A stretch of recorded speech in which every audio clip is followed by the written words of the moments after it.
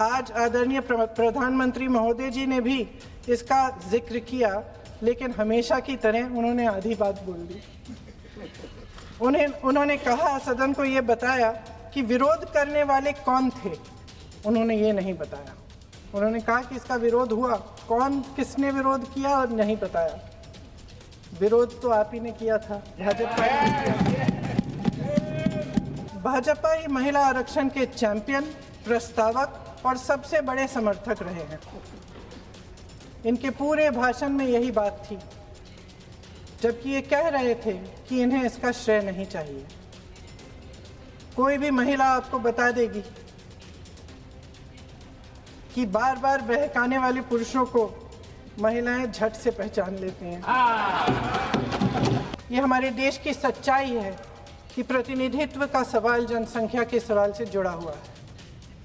जब तक जातीय जनगणना नहीं होती, सभी वर्गों को उचित प्रतिनिधित्व नहीं मिल सकता। यह अनिवार्य है। ये सरकार 2011 की जनगणना पर आगे बढ़ना इसलिए चाहती है क्योंकि इस जनगणना में ओबीसी वर्ग की संख्या ही नहीं है। हंस रहे हैं गृह मंत्री जी, हंस रहे हैं। पूरी योजना बना रखी है। चाणक्य आज अगर जिंदा होते तो वो भी चौंक जाते आपकी राजनीतिक कुटिलता पे। अध्यक्ष महोदय, इन्हीं 543 लोकसभा क्षेत्रों में से महिलाओं को 33% आरक्षण क्यों नहीं दिया? अगर पद खोने का डर नहीं है तो कुछ लोग अपना पद खोलें।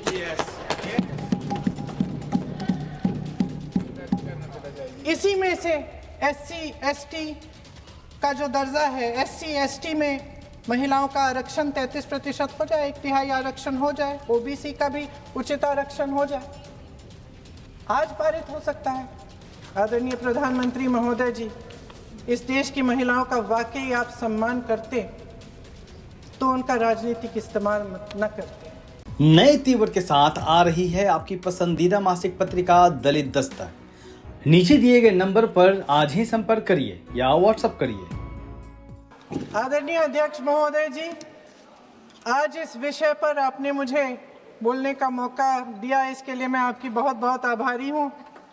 ये वो विषय है जो देश की हर महिला के दिल के का ही विषय है, इसलिए आज इस पे बोलने का मौका मिले, इसके लिए मैं आपकी फिर से आभारी हूँ। इस विषय का एक छोटा सा बैकग्राउंड बताना चाहती हूँ, क्योंकि प्रधानमंत्री महोदय जी ने अपने भाषण में काफ़ी जिक्र किए कि किसने रोका, कैसे रोका, 30 सालों से कैसे ये निर्णय रोका गया।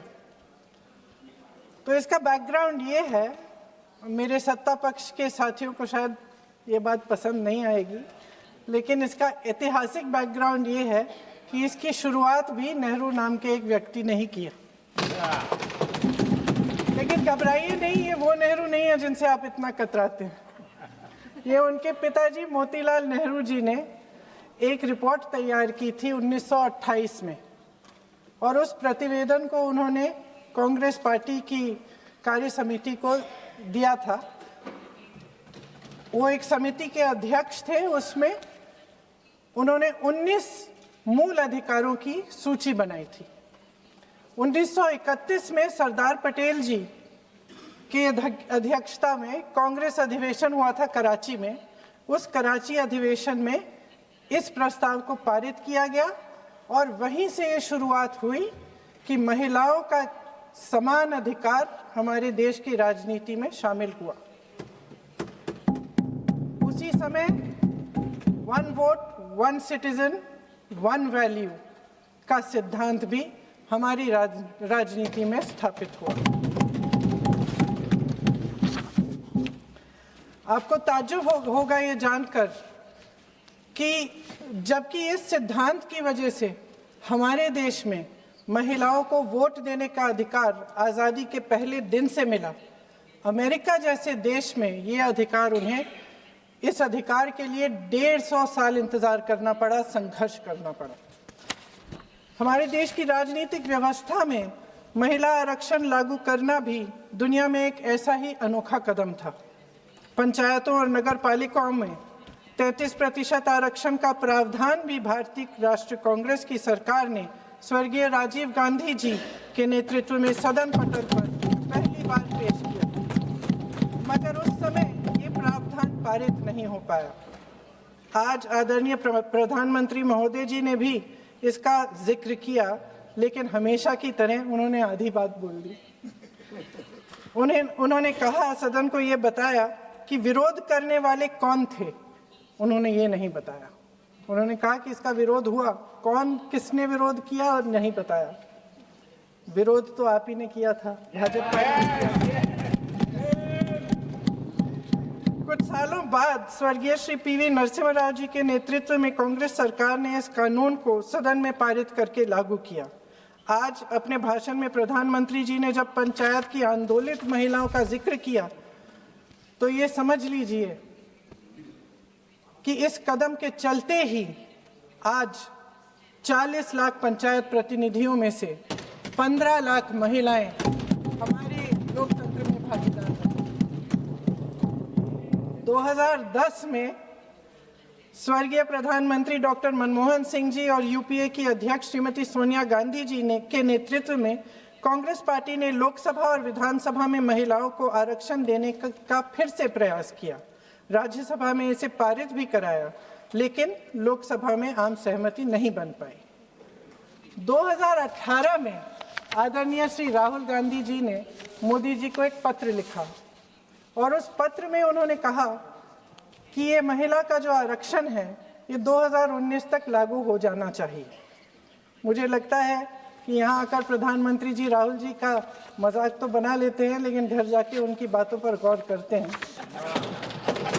क्योंकि हम आज उसी बात पर चर्चा कर रहे हैं।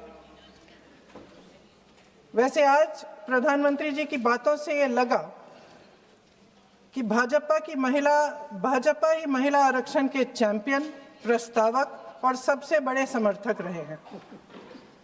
इनके पूरे भाषण में यही बात थी, जबकि ये कह रहे थे कि इन्हें इसका श्रेय नहीं चाहिए। कोई भी महिला आपको बता देगी कि बार बार बहकाने वाले पुरुषों को महिलाएं झट से पहचान लेती हैं। थोड़ी सावधानी बरत लीजिए,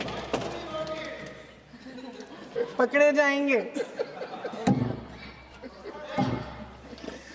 आखिर जब 2023 में राहुल जी के पत्र को पढ़ने के कुछ सालों बाद, हाँ, उसके बाद पढ़ लिया। आखिर जब 2023 में आदरणीय प्रधानमंत्री नरेंद्र मोदी जी की सरकार ने यह अधिनियम सर्वसहमति से पारित किया, तब भारतीय राष्ट्रीय कांग्रेस ने अपनी विचारधारा के अनुकूल इसका पूरा समर्थन किया। आज भी इसमें कोई शक नहीं होना चाहिए कि भारतीय राष्ट्रीय कांग्रेस महिला आरक्षण के पक्ष में डट कर खड़ी है और खड़ी रहेगी। लेकिन अध्यक्ष महोदय, सच्चाई ये है कि आज की चर्चा दरअसल महिला आरक्षण पर है ही नहीं। जो विधेयक के सरकार ने पेश किया है, उसका प्रारूप हमने पढ़ा, उससे पूरी चर्चा ही बदल गई है। उनकी सरकार के इस विधेयक का सार सुनिए। सबसे पहले इसमें लिखा है कि संसद में महिला आरक्षण 2029 तक लागू होना चाहिए। अब सहमत है। फिर कहा गया है कि इसे लागू करने के लिए लोकसभा सदस्यों की संख्या 50% बढ़ानी पड़ेगी। मतलब कि सीटों की संख्या 543 से बढ़कर 850 तक बढ़ाई जाएगी। और इन सीटों को बढ़ाने के लिए एक परिसीमन आयोग बनाया जाएगा, जो 2011 की जनगणना को आधार बनाकर ये कार्य करेगा।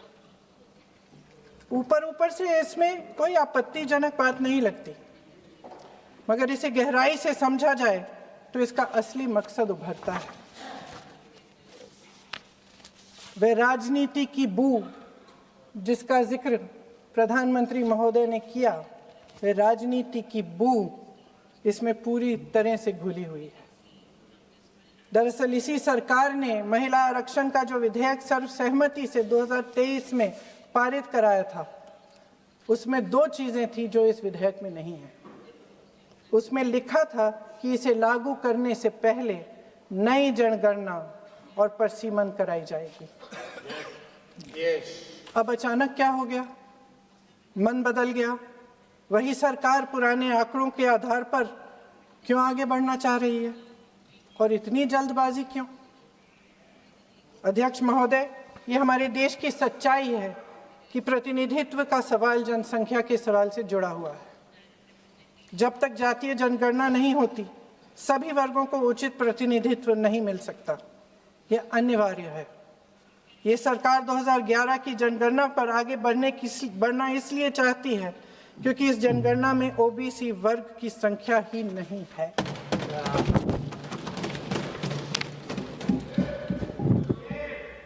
आज प्रधानमंत्री महोदय ने बड़े हल्के में बोल दिया कि इस वर्ग और उस वर्ग के बारे में हम बाद में देख लेंगे। कौन सा इस वर्ग, कौन सा उस वर्ग? ओबीसी वर्ग की बात कर रहे थे कि हम बाद में ही देख लेंगे इसके बारे में। ये हल्के में नहीं लेना चाहिए अध्यक्ष महोदय। ये बहुत बड़ी संख्या है, एक पूरे वर्ग का परिश्रम है, एक पूरे वर्ग का संघर्ष है।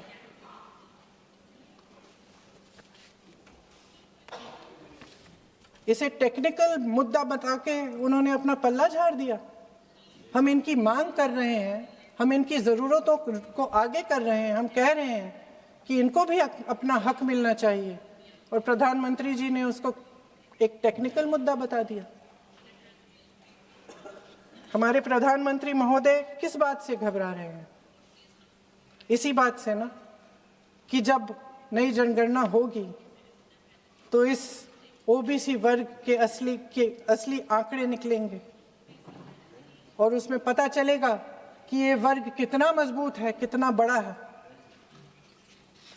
और उसके हक को कोई नकार नहीं पाएगा।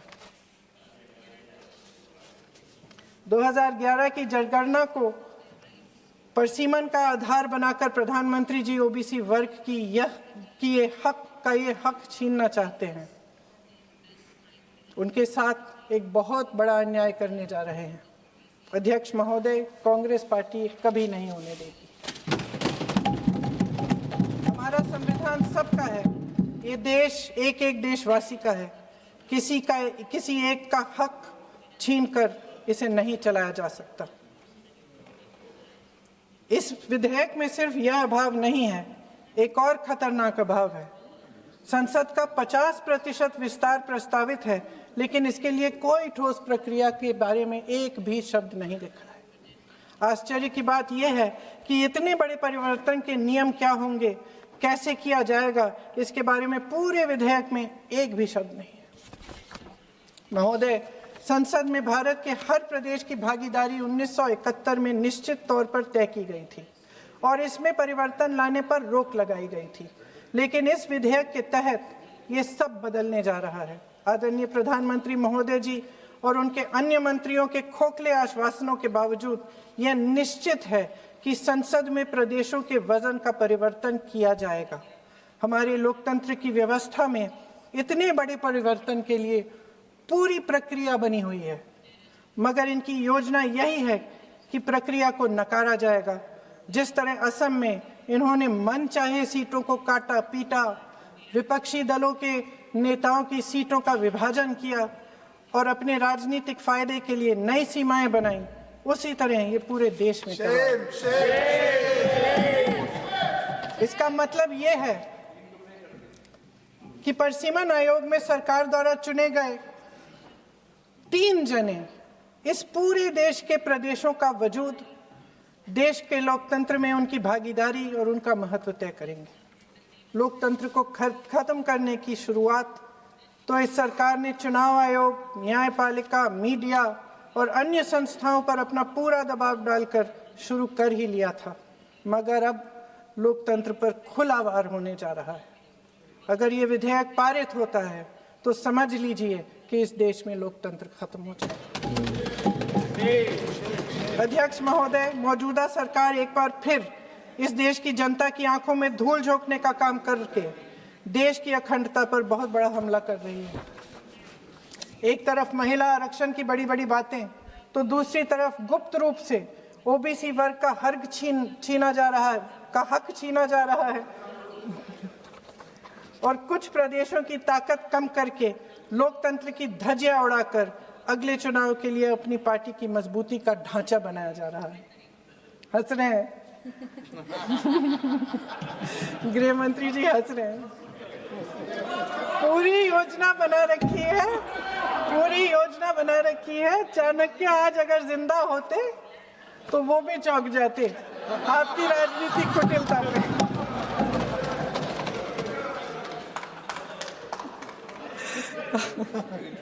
इन्होंने पूरी योजना बना रखी है। हंस रहे हैं, सहमत है मेरी बातों से। अचानक प्रदेशों में चुनाव के दौरान सदन की बैठक बुलाओ, कोई सर्वदलीय बैठक मत बुलाओ। विधेयक का प्रारूप सिर्फ एक दिन पहले सार्वजनिक कर लो ताकि विपक्ष को कोई मौका न मिले कि इस पे चर्चा कर ठीक ढंग से हो। मीडिया और पब्लिक में पहले से ही चर्चा शुरू कर लो कि मोदी जी एक बहुत बड़ा कदम उठाने वाले हैं महिलाओं के उत्थान के लिए। ये विपक्षी दल के जो नेता हैं कुछ समझते नहीं हैं, राष्ट्र के हित में कुछ करते नहीं हैं, विरोध करेंगे। बेचारे मोदी जी इतना बड़ा कदम उठाने वाले हैं, सबको इनका साथ देना चाहिए राजनीति से ऊपर उठकर। और ये कर करके विपक्ष को धर्म संकट में डाल दो। एक तरफ महिला आरक्षण और दूसरी तरफ आपको काट पीट करने की, पूरे ढांचे को बदलने की स्वतंत्रता, ओबीसी वर्ग को नकारने की स्वतंत्रता। अध्यक्ष महोदय, राजनीति में कुटिल होना अपनी जगह है, शायद हमें और थोड़ा होना भी चाहिए इस तरफ वालों को, लेकिन सत्ता बनाए रखने की महत्वाकांक्षाओं को परे करके देश के हित के लिए सही निर्णय लेना अलग है। शायद हम आदरणीय प्रधानमंत्री महोदय जी से आज ये उम्मीद नहीं रख सकते क्योंकि वह समस्याओं से घिरे हुए हैं, उन पर अंतर्राष्ट्रीय दबाव बहुत है। महिला आरक्षण जैसे ऐतिहासिक कदम को उन्होंने सत्ता को बनाए रखने का एक कमजोर बहाना बना दिया है। जाति जनगणना को नकारते हुए एक ऐसी संसद बनाना चाहते हैं जिसमें सिर्फ अभिव्यक्ति और चर्चा का ही अभाव नहीं होगा, बल्कि पिछड़े वर्गों और प्रदेशों की समानता का भी अभाव होगा। हमारी मातृभूमि की अखंडता का आधार है one citizen, one vote, one value. अलग अलग राज्यों का दर्जा बगैर किसी संवैधानिक प्रक्रिया के तय करना इस अखंडता पर वार है। इससे हम कैसे सहमत हो सकते हैं? अध्यक्ष महोदय, इन्हीं 543 लोकसभा क्षेत्रों में से महिलाओं को 33% आरक्षण क्यों नहीं दिया जाता? अगर पद खोने का डर नहीं है तो कुछ लोग अपना पद खोलें।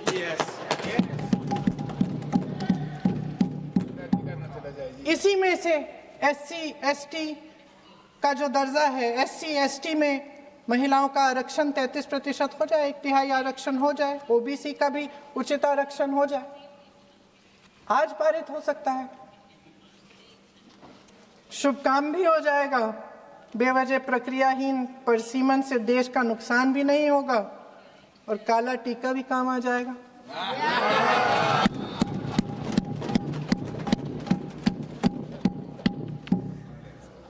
सदन की सर्वसहमति से देश के इतिहास में एक महत्वपूर्ण कदम उठाने पर आदरणीय प्रधानमंत्री महोदय जी का नाम भी लोकतंत्र का गौरवमय पन्नों में लिखा जाएगा। अध्यक्ष महोदय, आज मेरी बहुत सारी बहनें यहाँ बैठी हैं, सदन की चर्चा देख रही हैं।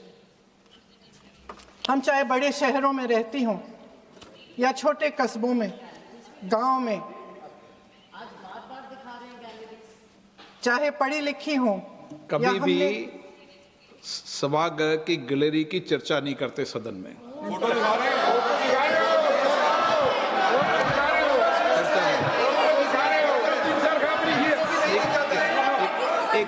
महोदय, महोदय मैं थोड़ी अभी भी थोड़ी नई नहीं हूँ, मैं समझ जाऊंगी। प्रियंका जी एक मिनट। माननीय सभासदों, सभा की सहमति हो तो सभा की कार्रवाई आज रात को 11 बजे तक बढ़ा दी जाए।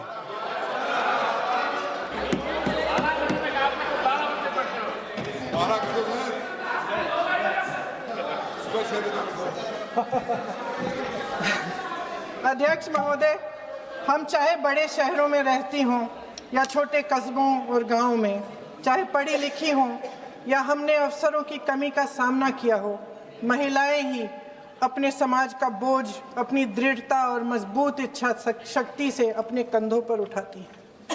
हम ही वह अथक कर्म शक्ति हैं जो हमारे राष्ट्र को आगे बढ़ाती हैं। दर्द और तकलीफें सहने की हमारी क्षमता असीम है, लेकिन अध्यक्ष महोदय, आज इस संसद में खड़े हुए मैं खास तौर से अपने पुरुष साथियों को याद दिलाना चाहती हूँ कि इस देश की महिलाएं निडरता पूर्वक जीवन के कठिन से कठिन परिस्थितियों में अपने हक के लिए लड़ना भी जानती हैं। घोर अंधकार से भरी रात में उठकर एक नई सुबह का दावा करना जानती हैं। इस देश की महिलाएं वे जबरदस्त सामूहिक शक्ति हैं जो इस देश के भविष्य को आकार दे रही हैं।